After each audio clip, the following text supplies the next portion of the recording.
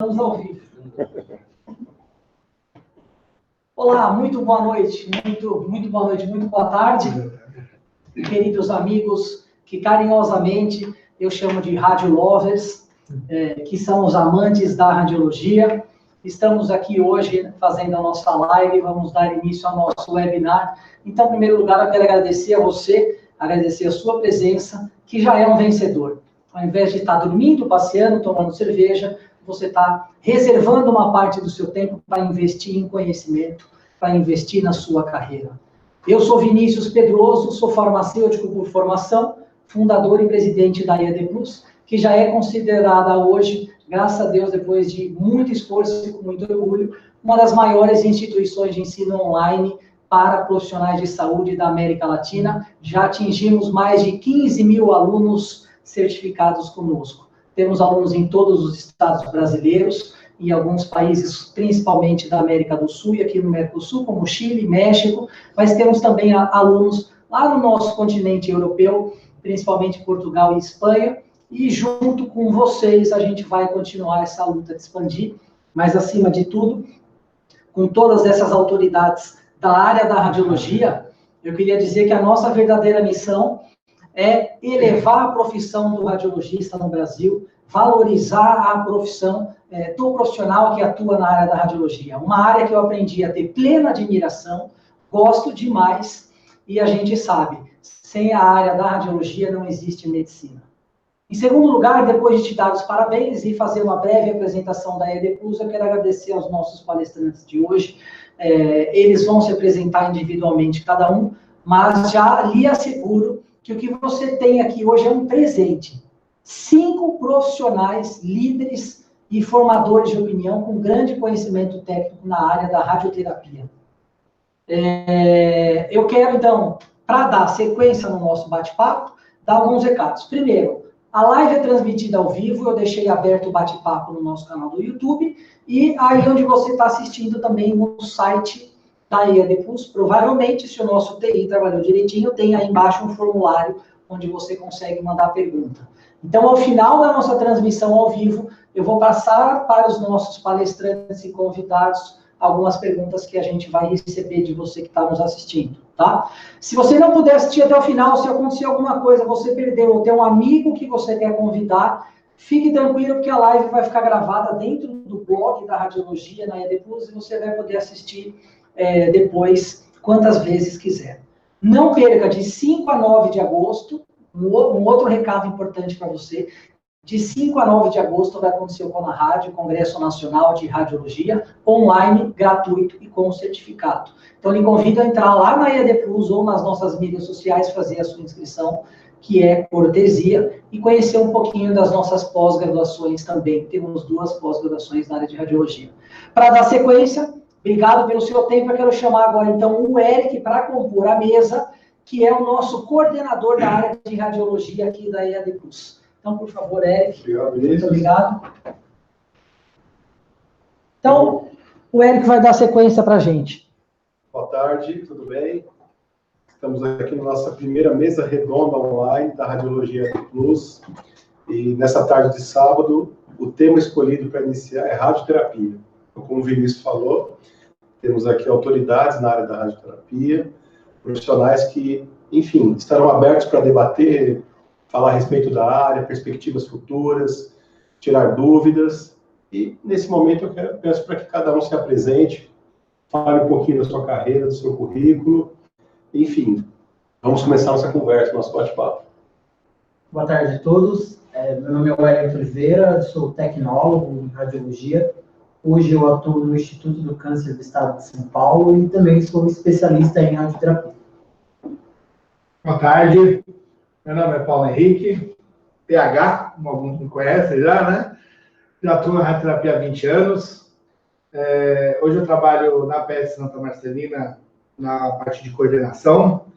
Sou docente do SENAC também, geral, na parte do curso de radiologia do SENAC. E tem uma ONG, uma empresa de eventos também, que já realizamos mais de 40 eventos beneficentes. Estou aqui hoje estou até emocionado, tanta gente top na área. Espero que vocês aproveitem, porque eu já estou aproveitando aqui. Muito boa tarde a todos. Meu nome é Felipe Numagiri, também sou tecnólogo de formação, assim como os meninos, a maior parte deles aqui são também. Trabalho com radioterapia desde o início da minha formação, tive algumas passagens breves na radiologia e no radiodiagnóstico, mas toda a minha carreira foi dentro da radioterapia. Hoje eu atuo no ICESP, em São Paulo, como tecnólogo na radioterapia, e também na Redidor, no Hospital Vila Nova Star, com radioterapia também. Tenho um livro publicado, junto com uma grande amiga, Denise Stigert, sobre radioterapia também, inclusive o nome do livro se chama Radioterapia para Técnicos e Tecnólogos. Então, toda a minha vida, e acho que o assunto também vai girar em torno da radioterapia.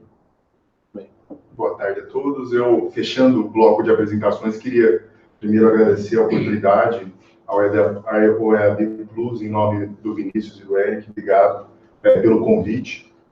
Eu sou o Paulo Lázaro, médico da Beneficência Portuguesa de São Paulo atualmente. Tenho minha formação na Pontifícia Universidade Católica de Campinas.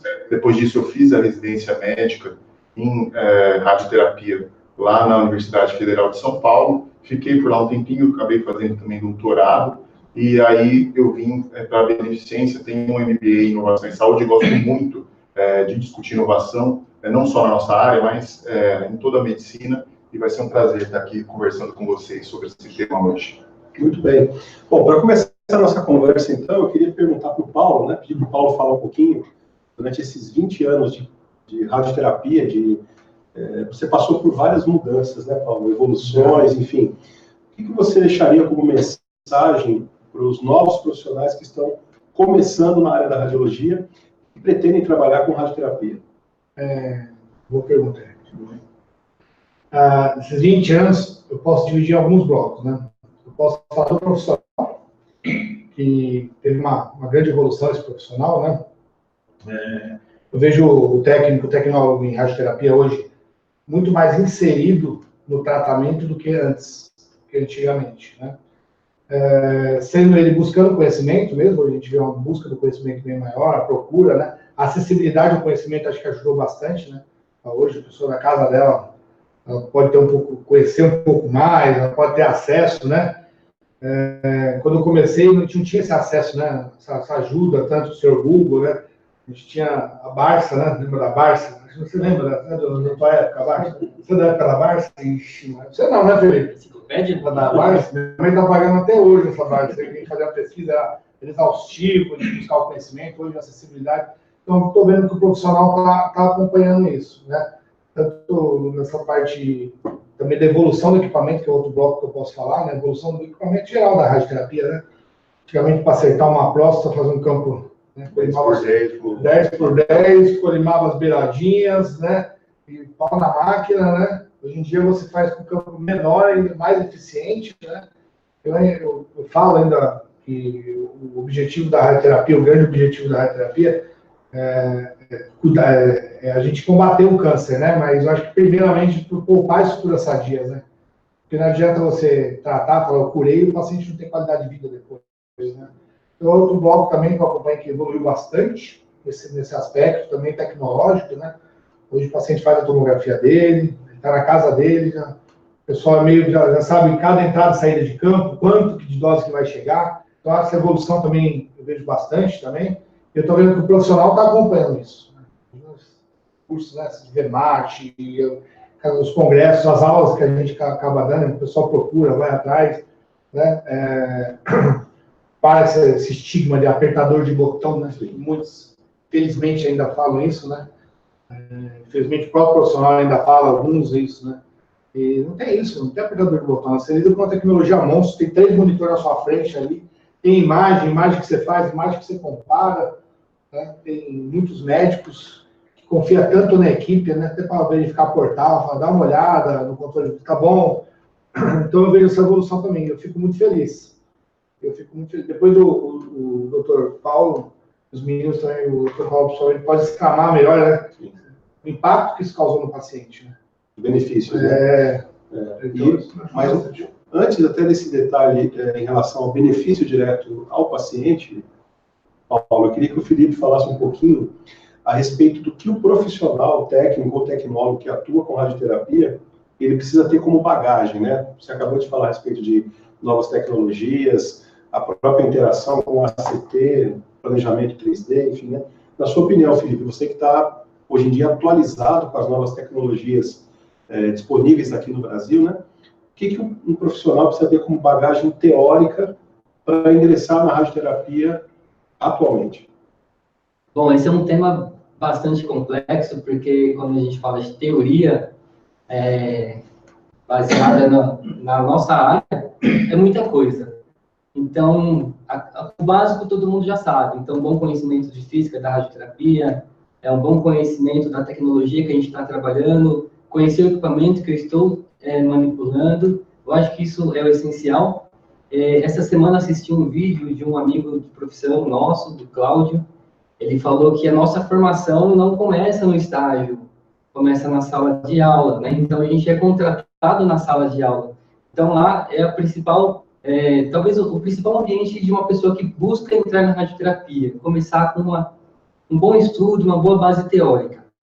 Quando a gente chega na radioterapia para trabalhar, eu acredito que fazer uma prova de processo seletivo com 20, 30 questões, talvez seja muito fácil a gente passar numa prova se eu tenho conteúdo teórico. Então, talvez esse não seja o principal requisito. Talvez o principal requisito para a gente entrar e se manter, que é o mais importante do que entrar, é ter um bom perfil profissional. Então, muitas pessoas hoje são contratadas por questões técnicas, porque conhece a radioterapia, conhece a teoria, mas muitas pessoas saem da radioterapia ou de qualquer outra profissão porque não tem perfil para trabalhar com radioterapia. Então, se a gente trabalha a nossa vida inteira buscando conhecimento, talvez a gente nunca se sinta completo. O principal é ter o conhecimento teórico, mas também trabalhar o nosso perfil, as minhas necessidades como ser humano, para eu chegar e trabalhar e entregar o nosso tratamento com amor. Talvez um profissional completo. Um profissional completo. Muito bem. E tem muito aluno que não tem essa visão. Exatamente. Né? Aluno que não tem essa visão. O aluno acha que ele paga o curso na escola, na faculdade, entra por osmose. Uma coisa eu falei que eu estou fazendo academia, mas eu não vou para academia, acho que eu vou emagrecer. Não vou. Né? Então, muito passa pelo aluno também. Então, hoje eu falo para os meus alunos,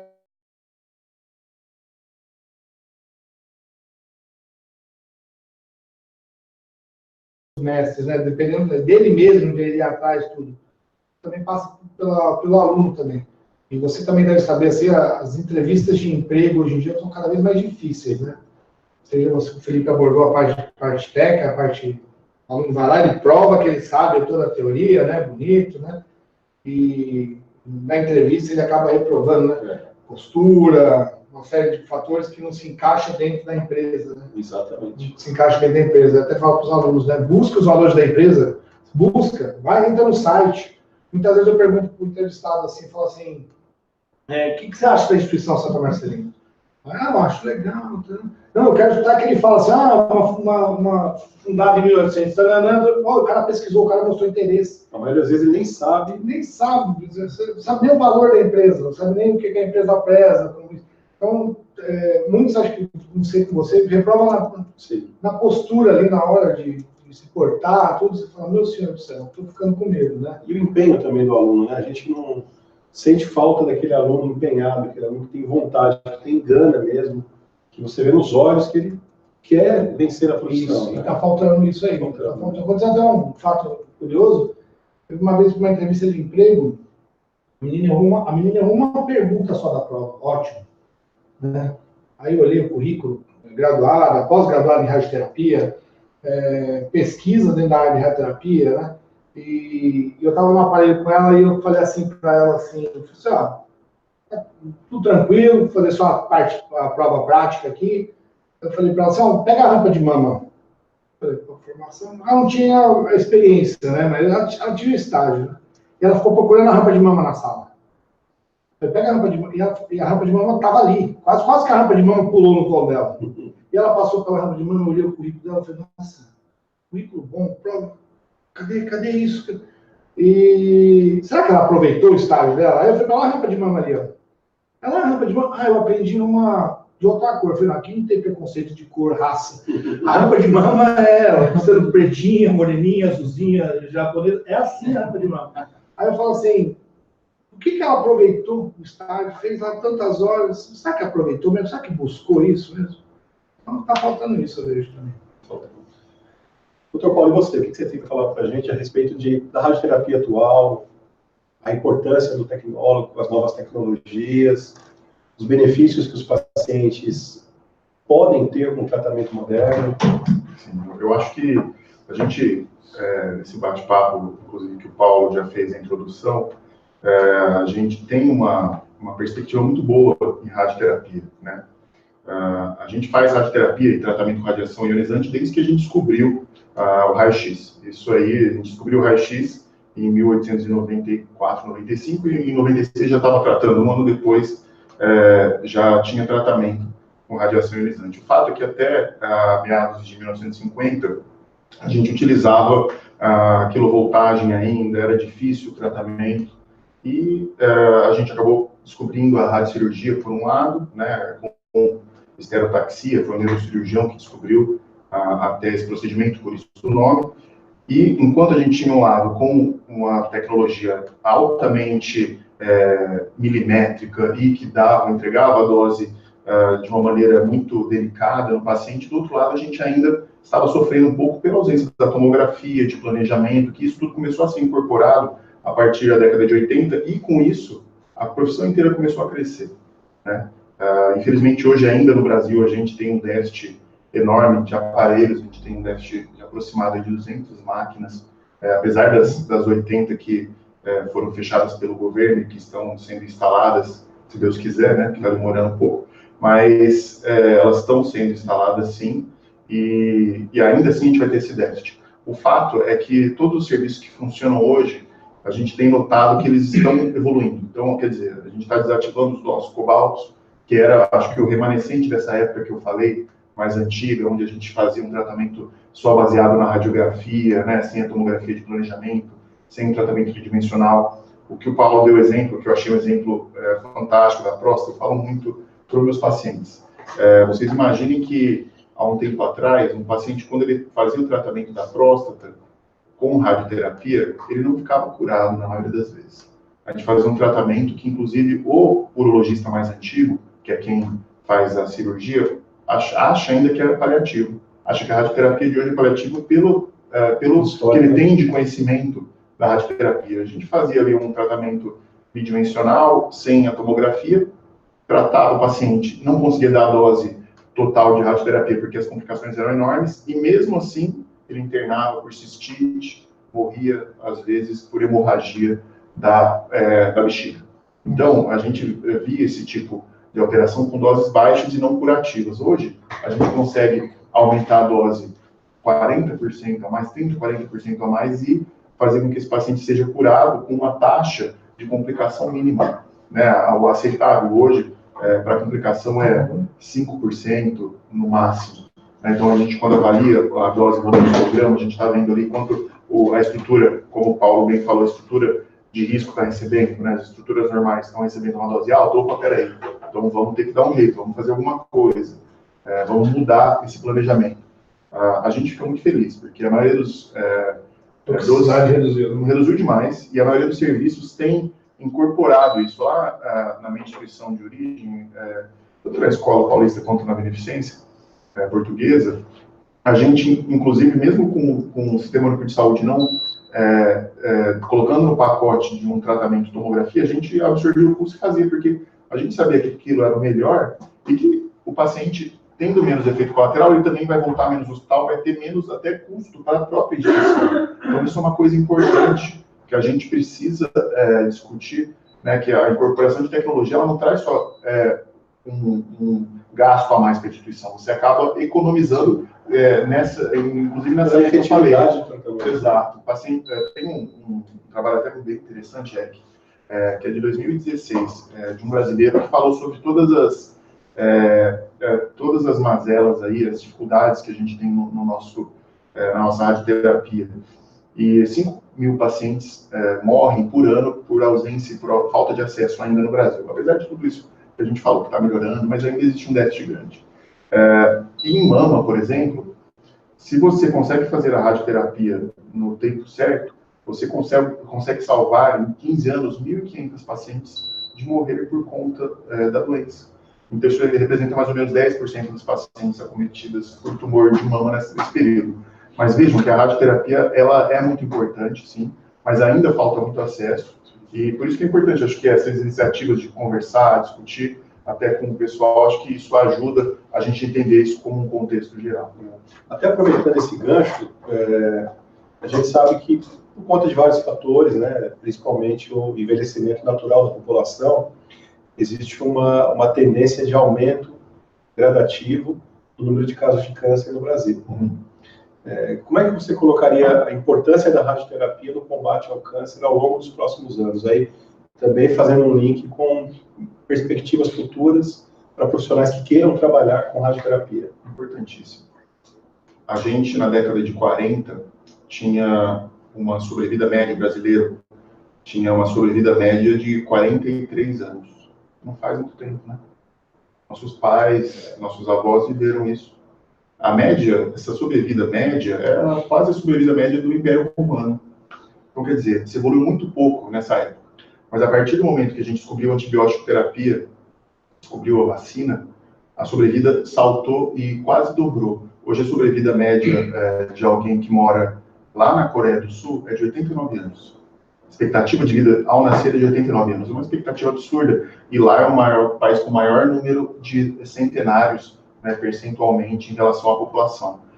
Então, o que a gente sabe é que a pessoa, quando ela vai envelhecendo, os mecanismos imunológicos que protegem ela contra o câncer, eles começam a falhar.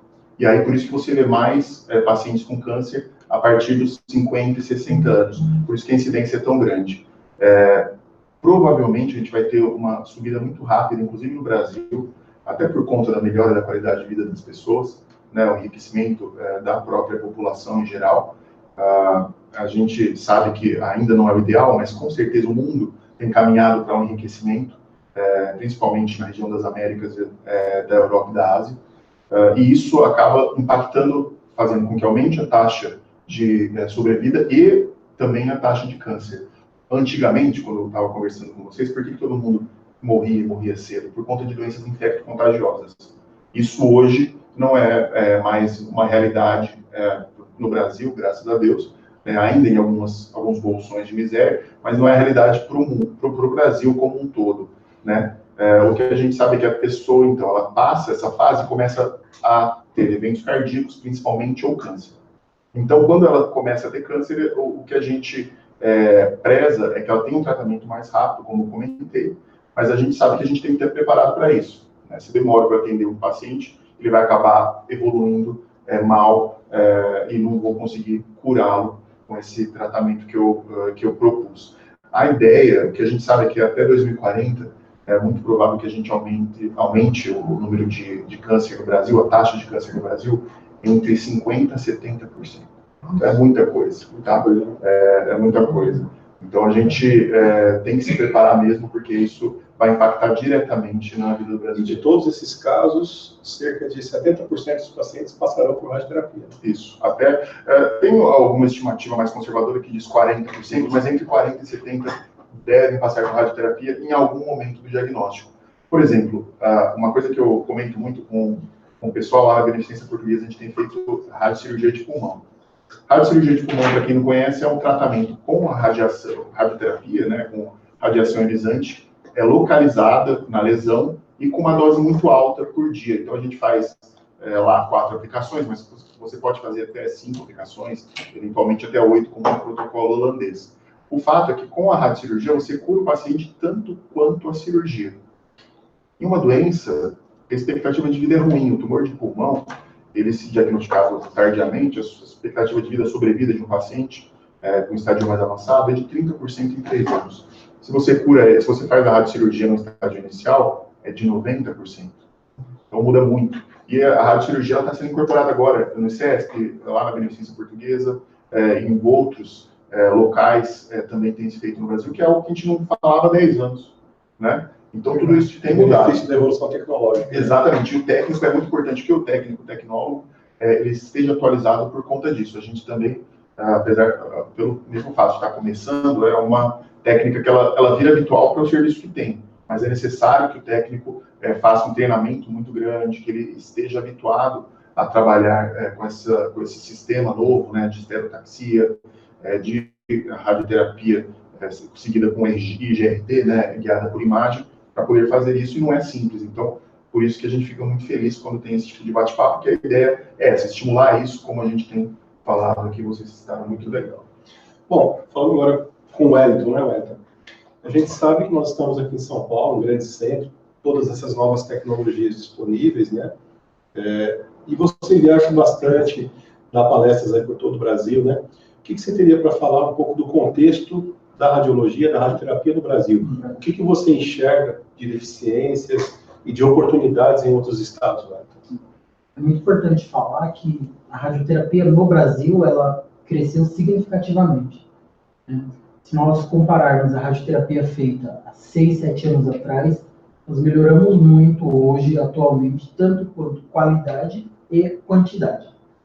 Alguns lugares mais afastados, principalmente na região Nordeste, ainda é muito precário. Nós ainda encontramos o cobalto em funcionamento, ele entra naqueles 2% que o órgão nacional permite, o que é muito ruim. Ainda é feito muito planejamento em 2 dimensões, então campos muito grandes, campos paralelos e opostos, né? Mas, em contrapartida, alguns outros lugares, eles chegam com tecnologias muito grandes, né? Eu conheço um serviço em Belém do Pará, onde as 2 salas são Trubin. É o que tem de mais moderno no momento, quando falamos em aceleradores, né? E depois já veio algumas outras novas tecnologias. E eles atendem uma parte do SUS. E esses profissionais, eles precisam de momentos como esses para buscarem atualizar, né? Se atualizarem. Até porque o acesso em Belém é muito remoto para eles, para os pacientes. São pacientes que viajam 8 a 9 horas de barco, passam a semana na cidade, muitas vezes em alojamentos no hospital e depois retornam. Então, é muito importante esses momentos. E a radioterapia, de modo geral, no Brasil, ela tende a crescer muito. Ao meu ver, ela tende a crescer muito. E, em contrapartida, nós, profissionais, técnicos, tecnólogos, nós temos que ir acompanhando esse desenvolvimento. Porque a nossa função, ela sai um pouco daquilo que o Paulo citou, pregressamente, de ser só o apertador de botão. Hoje nós temos uma participação muito efetiva em todo o tratamento, né? Isso só tem a agregar aí. Paulo, a gente falou bastante a respeito de tecnologias, enfim, no contexto geral da radioterapia, mas eu queria que você falasse um pouquinho a respeito do profissional, aquele que atende o paciente, do seu lado humano, a humanização, né? Que é algo, enfim, tão falado ultimamente em todos os locais, mas o que você percebe como diferencial, como necessidade daquele tecnólogo que muitas vezes fica com o paciente 1 mês, 2 meses, né? E acaba tendo mais contato com esse paciente do que muitas vezes o próprio oncologista, né? Minha especialidade, esse lado humano, né? Não só a minha, eu trabalhei com o Felipe, conheço o Hélio. Então, tem 3 profissionais aqui totalmente humanizados aqui na parte do aparelho, né? Eu falo assim que eu vi grandes melhoras nessa parte do atendimento ao paciente, né? Acabou o técnico rota, né? Rota, como assim? Costa, vai, faz, isso, né? Daquele que impõe, né? Não estou falando mal da rota, não. Bom, segurança. Porque a hora que vai abordar, né? Então, o profissional aborda de uma forma, parece que o paciente fez o curso, né? Encosta, vai, não mexe, ó, não mexe, dá um medo, né? E hoje, assim, se pegar um paciente, chega lá, vê um turbinho, um aparelho de radioterapia, né? Não conhece, né? Fica assustado. Todo mundo que pisa em terreno novo fica assustado. E a própria, né? condição psicológica, né? De quem está com câncer, né? Isso aí tem que levar muito em consideração. Aprendi muito sobre isso, porque eu tenho um aspecto muito brincalhão no aparelho. Eu gosto de brincar, porque a minha rotina fica muito mais fácil. Eu gosto de harmonizar, deixar um ambiente bem leve, né? Mas eu também aprendi muito. Tem pacientes que não estão no ponto de brincar. Então, o profissional tem que ter essa sensibilidade, né?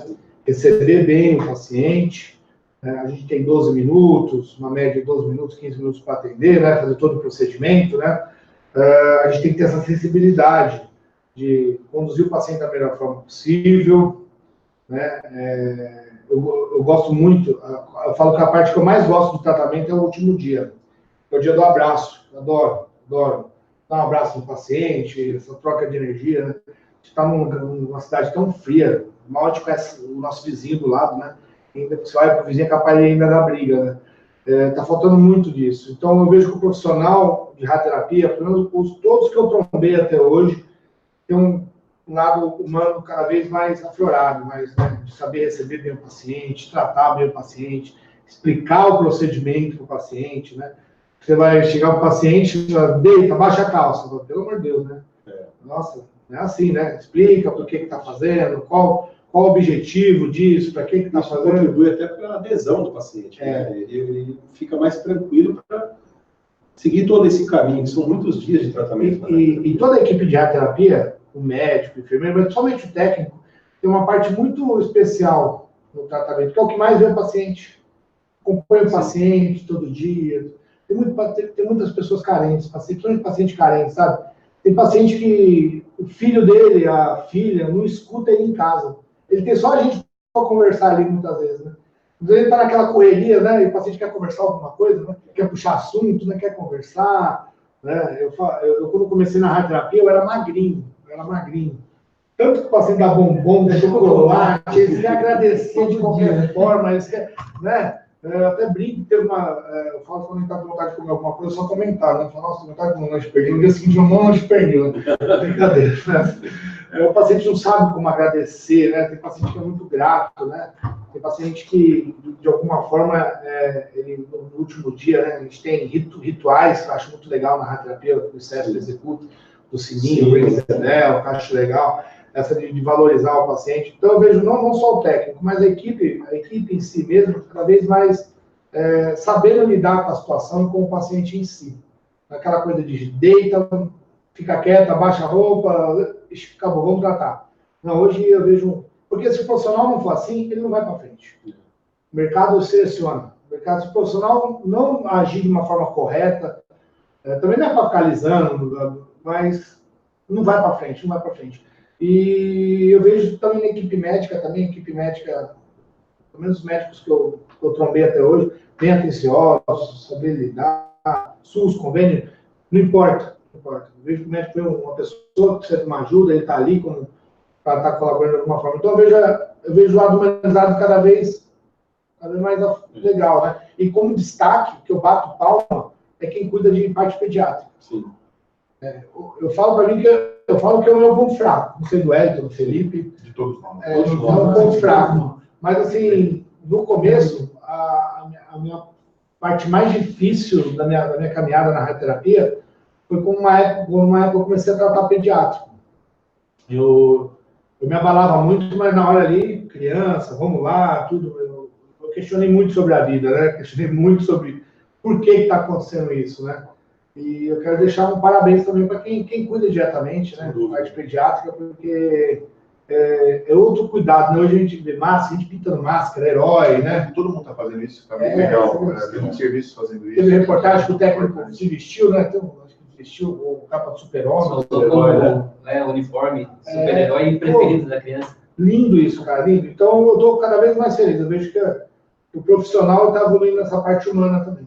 E você falou uma palavra muito importante, Paulo, que é a sensibilidade, né? Então, você pode muitas vezes dentro da carreira estar trabalhando com pediatria, com pacientes SUS, com pacientes de saúde suplementar, e são situações, muitas vezes condições dessas famílias, desses pacientes totalmente diferentes, né? Então, a sensibilidade do profissional que trabalha com radioterapia é algo fundamental, né? Sabe que teve um exemplo muito interessante na época que ele trabalhava com o Felipe, não foi com o Felipe, estava ali falando na parte administrativa, e chegou um técnico e falou para mim que o paciente queria dar R$2 para ele tomar um café. O técnico falou para mim assim, eu não peguei, não é certo, a instituição não... Né? Aí, por mais que a instituição não autorize, né, a gente é remunerado para isso, né? Foi o técnico assim, não sei da tua opinião, Beto, não sei. Pode até dar um debate aqui, porque você é um grande administrador, uma pessoa, um belíssimo gestor. Eu falei, cara, pega.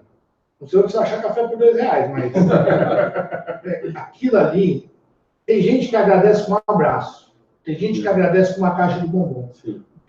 Ele quer agradecer com aquele gesto. É um gesto simples dele ali, de dar um dia, mas para ele, o paciente é significativo. É um ritual, é significativo para o paciente. Sabe? Por mais que a gente sabe que a gente não pode, né? É um gesto de gratidão. Né? É o jeito dele agradecer. É o jeito dele agradecer. O fato que me emocionou muito, na época que eu estava no HC, só para encerrar, uma senhora, que eu não esqueço, me marcou muito. A gente ficava toda de manhã, né? E eu gostava muito de comer, não sei porquê. Eu gosto mais de comida. Agora que eu estou com fome, eu começo a falar, vou tomar um cafezinho, preciso comer pão, né? Agora não posso, né, José? Eu não vou comer mais pão, tá? Estou de regime. Mas a paciente trouxe um potinho de manteiga. Uma senhora bem humilde, já trouxe um potinho de manteiga. Eu vi que vocês tomam café, ela deu um potinho de manteiga pra gente.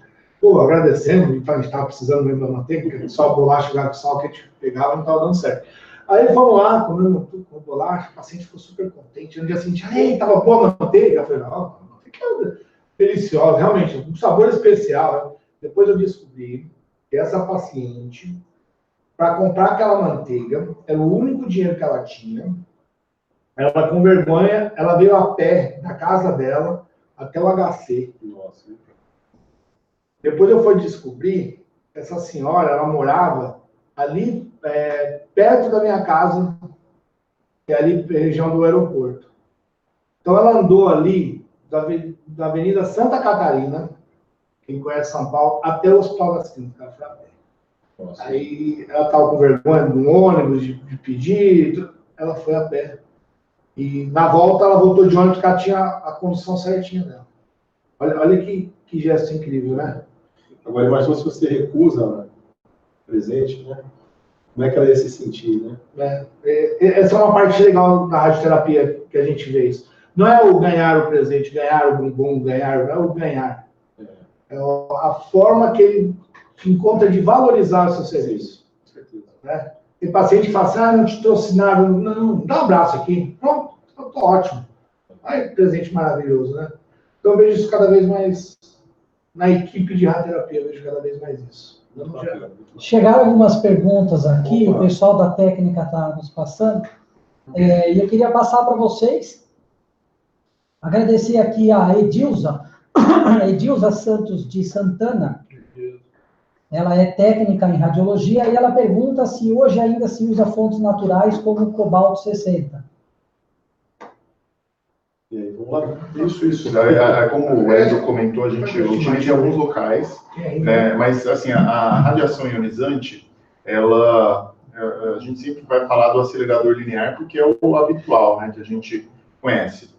Mas sim, por exemplo, o Gamma Knife utiliza cobalto, que utiliza a radiação gama. Quando a gente faz a beta-terapia, na beta-terapia você usa tratamento de queloides, antigamente pterígio, hoje não se trata mais de pterígio, até abolido, a gente hoje utiliza um colírio, mas antigamente utilizava para pterígio. Para o queloide, ela é uma placa de estrôncio que faz a beta-terapia, que também é uma fonte de radiação que não é o raio-x, que não é uma fonte fabricada, né, uma fonte natural, ou o irídio da bracterapia, o cobalto ainda, o rutênio, que fazem bracterapia oftálmica, tem no Einstein, tem no HC, não lembro se tem, mas tem na Escola Paulista de Medicina, né, no Hospital São Paulo. Então, as fontes naturais são, sim, ainda bem representativas para o tratamento com radiação ionizante, principalmente na bracterapia e no Gamma Knife, tá? Mas a gente tem tirado elas da radioterapia externa como lato sensu, né? Como um tratamento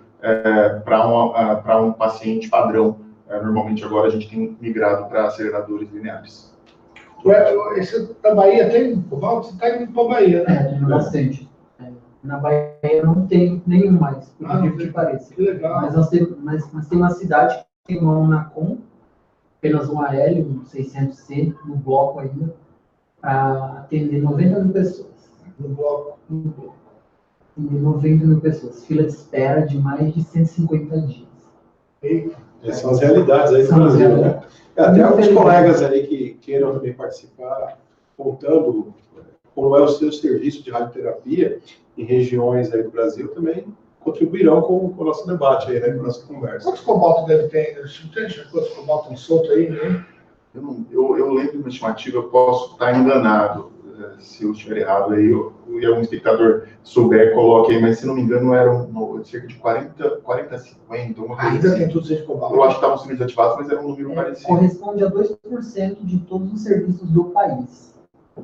Saiu uma nota, uns 3 anos atrás, falando que era 2% de todos os serviços do país. Isso a gente pensando em aplicação clínica, é esse o valor mesmo, e a gente está discutindo aqui o profissional, né, a evolução, as oportunidades, lembrando que existem outros segmentos dentro da própria radioterapia, como aplicação, ser um application, ser um dosimetrista, e ainda falando em qualidade, na questão das fontes naturais, que é a pergunta da nossa colega, fontes naturais também são utilizadas em controle de qualidade, para calibração de câmeras.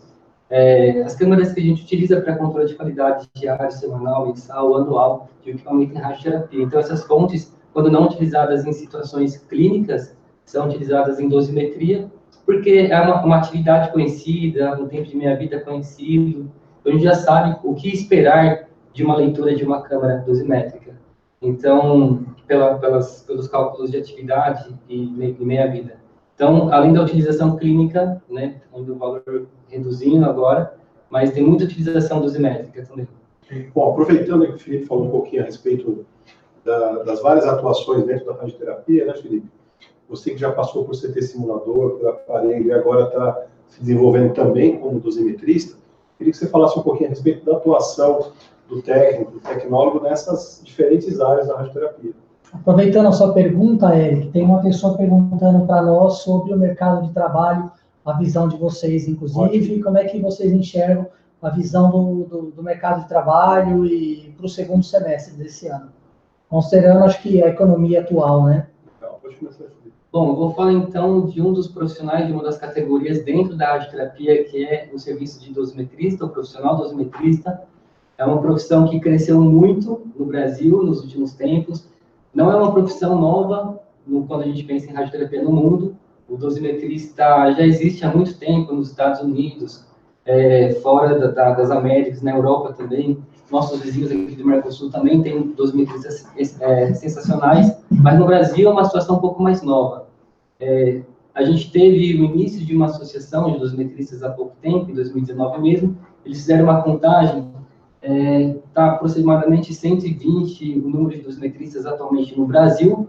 Esse número tende a aumentar, porque nem todos ainda se cadastraram na associação, então a gente estima que é um número maior, e a gente imagina que isso vai aumentar, porque o serviço hoje de radioterapia é um serviço muito complexo. Antigamente, como já foi mencionado aqui na mesa, a gente trabalhava com tecnologia simples, um cálculo rápido, um planejamento rápido, uma entrega de dose rápida. Hoje a gente trabalha com muita tecnologia, então o físico tem cada vez mais serviço para manter a qualidade do setor. O enfermeiro, cada vez mais serviço para manter uma boa preservação da saúde do doente. Nós, como profissionais, também temos que nos preocupar em entregar a dose de modo correto. E também tem a questão do dosimetrista. Ele tem que estar muito ativo no planejamento para que o físico possa estar ativo nas melhorias de qualidade. Fala um pouquinho como é a atuação do dosimetrista. Quais são as atividades que ele desenvolve? Bom, ainda existe um modelo americano, ainda no Brasil não existe um modelo do dosimetrista, o que ele deve fazer, mas a gente entende que o dosimetrista está intermediando o trabalho do médico e do físico. Então, é o que atua ativamente no planejamento 2D, 3D, ele acompanha uma simulação, é responsável pelo posicionamento, escolha de acessórios. Essa seria a função principal hoje do dosimetrista na radioterapia. Como a gente mencionou, é uma profissão, hoje existem especializações no Brasil que formam dosimetristas. Tem no Sul, Curitiba, Horácio Gardner, que é uma residência para dosimetrista, 2 anos de curso.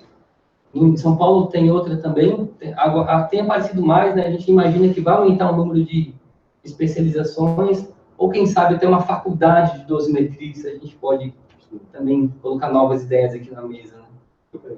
Mas uma área também legal, que você é pioneiro nisso, é a parte de qualidade, né? Você é um dos primeiros tecnólogos aí que eu conheço, que eu conheci, nessa parte de gestão de qualidade, de liderar a equipe. Sim. O IBCC depois me deu essa oportunidade, não na escala que você tem no ICESP, depois deu essa oportunidade para o Felipe, que fez brilhantemente o trabalho dele lá. E depois o Santa acabou me puxando também para fazer essa parte de gestão, coordenar, liderança. Hoje nós temos aí 20 unidades, cerca de 100 colaboradores. Quantos colaboradores você tem? 160. 160? Nossa, bem, viu? 100 eu estou puxando os caras. Uma área também, o Felipe citou essa parte de dosimetria, application também legal, e uma área também que tem que conhecer também essa parte ligada à qualidade, supervisão, coordenação, liderança. Que importante. Tive muita enfermagem nesse trecho. E um dos primeiros que eu vi foi você, e depois a gente está aí caminhando aí, descobrindo cada vez mais nisso, né? Mas é uma área também interessante, outra área que para abordar dentro disso, né? E o mercado, Paulo? O que você acha do mercado, de um modo geral, aí, da terapia atualmente? Abriu o leque, né? A gente tinha muito aparelho. Hoje nós temos a dosimetria, né? Application legal, porque eu acredito cada vez mais em instalação de novos aparelhos. Acho que isso aí vai ser... porque, assim, o produto que a gente fornece, a gente vai sempre ter o cliente, né? Sim. Infelizmente, né? Cada vez aumenta mais. O número de clientes em expansão. Então, eu acredito assim, o governo deu uma sacudida nesses 80 aí, vamos ver logo esses 80, se Deus quiser. Então, eu falo assim, se hoje, desses 80, colocasse, vamos pôr 30 aparelhos para o segundo semestre, vamos pôr 30 aparelhos. Em São Paulo, vamos pôr aqui, um grande centro, em São Paulo, agora, 30 aparelhos nesse segundo semestre, não tem profissional suficiente para São Paulo, um grande centro. Você imagina agora, vamos pegar aí, tem um amigo meu que é de Cuiabá, o Marco, que está acompanhando aí, se Deus quiser, o Marco Labate. Para toma e para ressonância, ele está precisando de gente lá que está desesperado, não consegue. Cuiabá, né? Então não tem profissional. Faculdade, colégios técnicos, é uma matéria que passa de raspão, radioterapia. Só lembrando, né, Paulo, não tem profissionais qualificados. Porque muitas vezes isso é algo que nos engana, né? Não é o número de profissionais formados com diploma. Profissionais bem formados, qualificados para tocar aparelho, com toda a responsabilidade que uma radioterapia tem. Uma coisa que vem crescendo muito também é o profissional da radiologia inserido no diagnóstico, mas que ele atua na simulação. Muitos profissionais, eles se fecham no mundo só do tratamento e esquecem a parte da simulação. Esquecem que a equipe médica, o corpo clínico, ele exige uma tomografia de grande qualidade, um exame de ressonância com uma excelência, um exame de PET de grande excelência, e isso faz todo o diferencial também para o mercado. Esse profissional que ele quer se destacar, ele quer ter um pouco mais de destaque nessa multidão, ele deve pensar também em não cair no desuso ou não cair naquele vício. Não, eu estou focado só na radioterapia, eu vou me dedicar ao tratamento, eu não quero entender um conceito em tomografia, um conceito em ressonância. Né? É muito importante que... Isso que o Hélio está falando é super importante, inclusive para o dosimetrista, né, Felipe? Porque o dosimetrista ele vai interagir com a imagem, né? Ele vai iniciar o desenho, o planejamento, né? Então, para fazer uma radiocirurgia, muitas vezes, ele vai se basear num PET-CT, numa ressonância magnética, não apenas na tomografia. Né? Ele vai delinear a tomografia para o médico, muitas vezes o médico dá essa liberdade de delinear, o profissional dele tem o conhecimento. Mercado, eu falo que o mercado tem um dilema, para bom profissional, nunca vai faltar oportunidade, nunca vai faltar emprego. Se você procurar o conhecimento, conhecimento é uma coisa que ninguém vai te tirar. Se eu sair agora na rua, roubar meu celular, minha carteira e meu carro, o conhecimento ainda está comigo. Né? Pessoal, então o conhecimento é uma forma, é um investimento. É o melhor dos investimentos. É o melhor dos investimentos. E eu falo muito para os alunos, né? Às vezes vem um aluno nos procurar, né? E muitas vezes se encaixou no mercado de trabalho, aí vem os negativistas da vida, né? Eu não tenho vaga, eu não tenho emprego para ninguém, entra naquele desespero, né? Eu falo que tudo na vida é estratégia. Você quer um emprego? Bola uma estratégia para esse emprego. Eu garanto que no meio dessa estratégia sua vai estar eu me capacitar cada vez mais. Claro, se você buscar como estratégia, não, eu vou querer emprego, mas como estratégia eu não quero me capacitar, aí a sua estratégia está errada. Então, essa estratégia que você vai ter é a respeito de currículo, capacitar seu currículo, turbinar seu currículo. Eu era meio chato com o currículo. Minha estratégia na época era buscar o máximo de conhecimento possível minha mochilinha nas costas e eu nas radioterapias. Não, tem estágio aí? Ah, não tem, deixa o currículo, deixava o currículo. Aí no mês que vem eu apareci no mesmo lugar. Aí a pessoa não me reconhecia, eu deixava o currículo de novo. No outro mês eu deixava, aí a pessoa começou a me reconhecer, mas você não é o menino que veio aqui o mês passado? Mas esse é o meu currículo atualizado. Tá? Essa é a versão 3.1 de 2012. E aí a pessoa abriu um sorriso, eu falei, opa, é a brecha. Então, quem é você? Eu consegui meu primeiro estágio assim. E eu falei, agora é a hora de agarrar o boi na unha, né? Agarrar e essa oportunidade. Então, é estratégia. Essa é uma estratégia que eu fiz, deu certo. Passa por você buscar um conhecimento, um aprendizado. De cair no colo, né? Não vai cair no colo. Não vai cair. E, Paulo, uma coisa que eu gosto, como eu estava comentando, é inovação. E acho que tem muito relação com o que você está falando, de você prever o que vai acontecer no mercado. O que você citou agora, esse seu exemplo, é espetacular. Eu acho que talvez todos nós aqui tenhamos passado por algo semelhante. Eu, como médico, vi que, óbvio, toda residência, cada residência tem sua especificidade, tem suas qualidades e seus defeitos. Aquilo que era defeito na minha, no outro ano eu estava fazendo uma pós-graduação lá na Beneficência Portuguesa, que era Sistema Nervoso Central. Então, fiz um ano de pós-graduação. Aí, dali 2 anos, estava fazendo radiocirurgia de pulmão, fui fazer um fellow, pago pela União Internacional contra o Câncer, tudo pago, lá na Holanda. Fiquei 1 mês, radiocirurgia direto. Então, aquela coisa, eu fui atrás de uma oportunidade, achei essa oportunidade, eles sobra dinheiro para eles darem estágios, então quem não conhece, o ICC, a União Internacional contra o Câncer, para fazer esse tipo de treinamento. Eles têm um programa de transferência de tecnologia.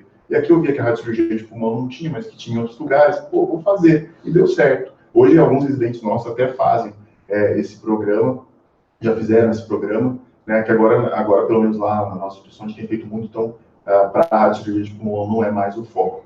Mas, além disso, eu queria comentar com vocês sobre a inovação dentro da especialidade. Hoje, a gente tem vários apontamentos e trabalhos já mostrando que a gente vai começar a ter uma alta interferência da tecnologia dentro do nosso trabalho.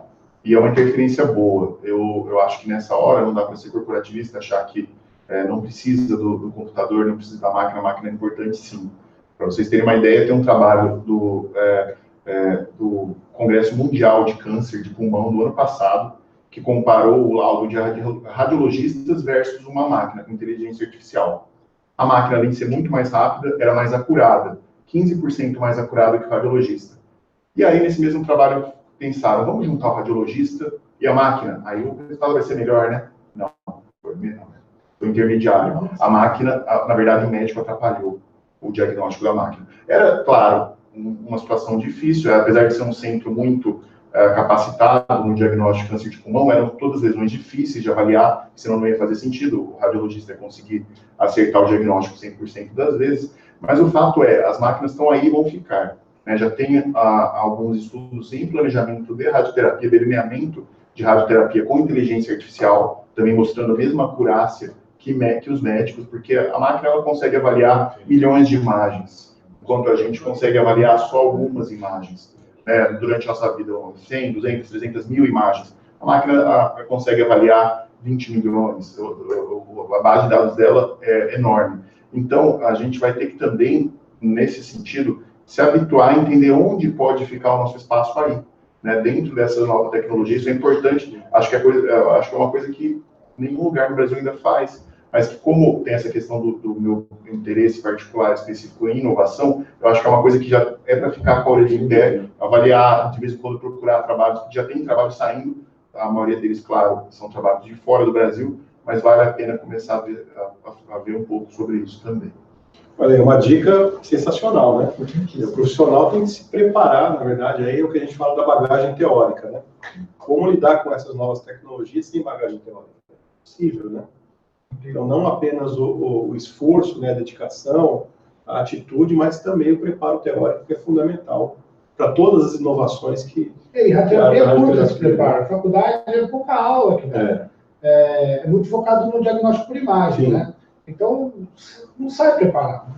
Não adianta falar, né? Você chega com um tecnólogo hoje, que ele é pleno na nossa área,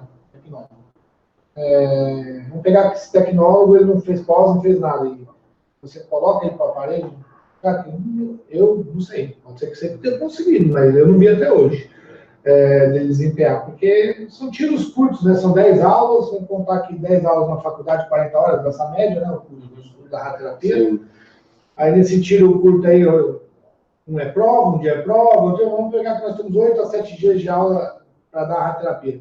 Olha o que a gente discutiu aqui. A gente discutiu tecnologia, né? Nós discutiu desde o 2D para o 3D, MRT, GRT, radiocirurgia. Olha o que tem para se conversar sobre esse assunto. Então, eu acho que a radioterapia, hoje, dentro das instituições de ensino, de formação, ela não tem a bagagem suficiente.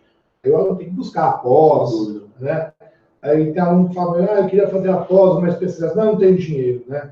Assim, faz o teu porquinho, vai procurando. Tem já tem um gratuito aqui que ele já está inserindo conhecimento nele. Curso gratuito aí tem um monte. Linka, dá os cursos, né? Sim, e a gente não pode excluir o profissional atuante. A gente está falando do profissional que quer atualizar, tem que se atualizar. Exatamente. É verdade. A gente está discutindo tudo muito quem Que a maioria não quer fazer mais curso. Conseguiu os 2 empregos, aí quando consegue os 2 empregos, fala, pronto, os 2 empregos, vou trabalhar sábado e domingo. A terapia não trabalha sábado e domingo, gente, é uma vantagem, viu? Só a gente que a gente ama, o que a gente faz, a gente vem até de sábado trabalhar. É a diferença, né?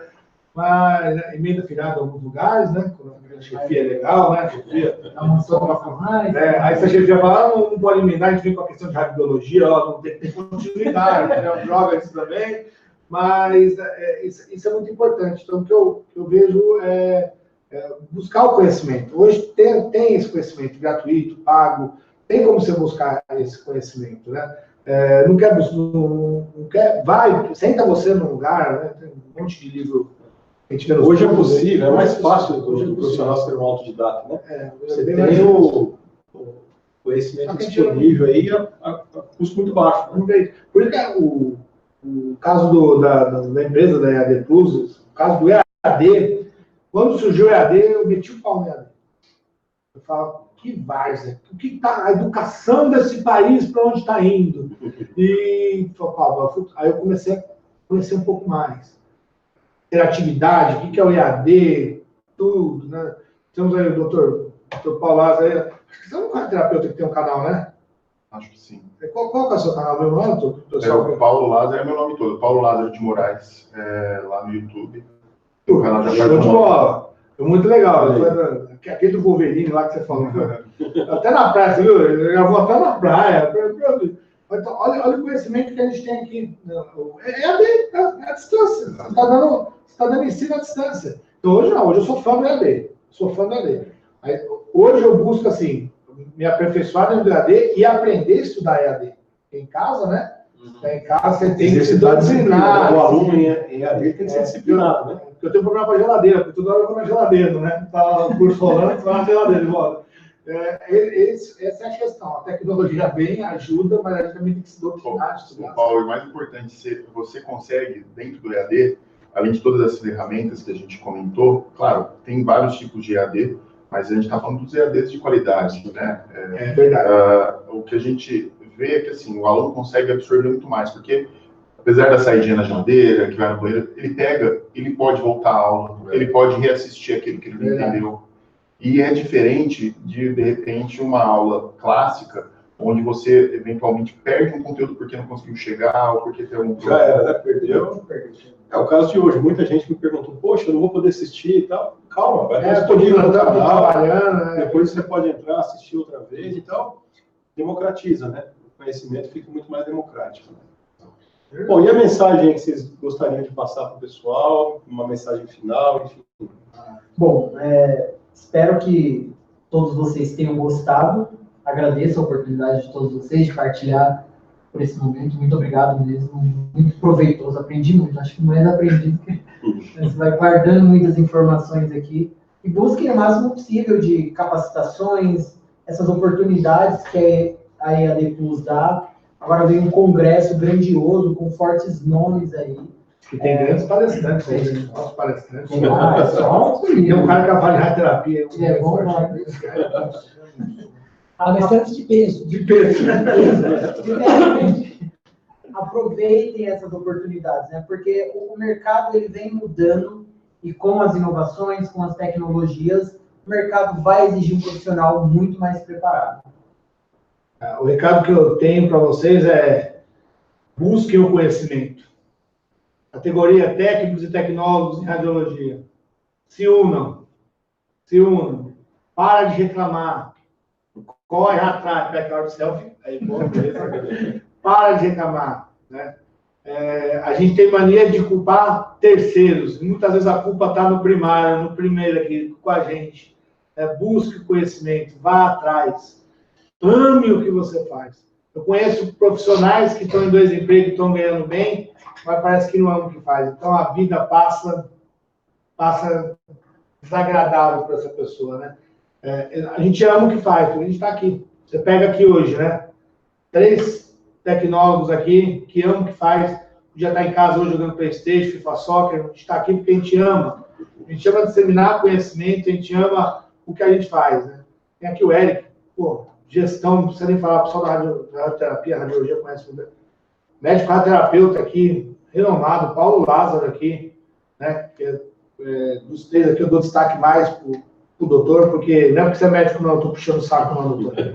É porque a gente vê, é difícil de pegar um médico, vem, tira um pouco do seu saber, vem aqui dividir o conhecimento, né? Mal ensina a gente um corredor, a gente, doutor, o que está ensinando na ficha? Isso aí, cara, eu vou lá pro doutor Google, né? Parabéns também, né? Então, segue o exemplo de quem está aqui hoje. Segue o exemplo, busque conhecimento, busque. É consequência. O emprego, a tua valorização é consequência. Então, galera, vamos se unir, vamos se juntar cada vez mais e parar de terceirizar serviço. Muitas vezes a culpa está em nós mesmos. E eu quero mais uma vez agradecer pela oportunidade. A gente inventa esses encontros, porque além de passar o conhecimento, a gente volta a ver os amigos, né? É uma forma de ver os amigos, a gente tem proveito isso também. Eu me sinto muito honrado de participar dessa mesa aqui, que eu vou guardar para o resto da vida no meu coração. Vou sempre lembrar dessa mesa aqui, de quem participou. Está fotografado aqui na minha memória. Um abraço para vocês. Bom, a mensagem que eu gostaria de deixar, e ficou bastante claro aqui na conversa com nossos amigos, é que o conhecimento é fundamental, é importante, e é uma área que está expansiva. A gente pensa em tratamento clínico, mas tem pesquisa, tem gestão, tem dosimetria, tem aplicação, tem muita possibilidade dentro da radioterapia. E as empresas de educação continuada estão aumentando. Busque aquela que mais combina com o teu perfil, que mais te oferece oportunidades, né? Todos têm acesso à informação hoje. Então, traça esse objetivo. Se é o conhecimento que você está precisando agora, busque o conhecimento. Nunca se esqueça do lado profissional e também humano, que a gente discutiu aqui também. Humanização é importante. Se a gente não tem humanização no coração, se a gente não tem perfil para trabalhar a radioterapia, não adianta tirar 10 nas provas, porque a gente não vai durar muito tempo. Então, não se esqueça também do lado pessoal, do lado humano, não se esqueça de quem você é. E seja um bom profissional, uma boa pessoa. Bom, coisa linda. Bom, eu queria agradecer também a oportunidade, o ED Plus. Realmente o trabalho de vocês, eu como Paulo tinha uma ideia de ensino à distância que hoje mudou completamente.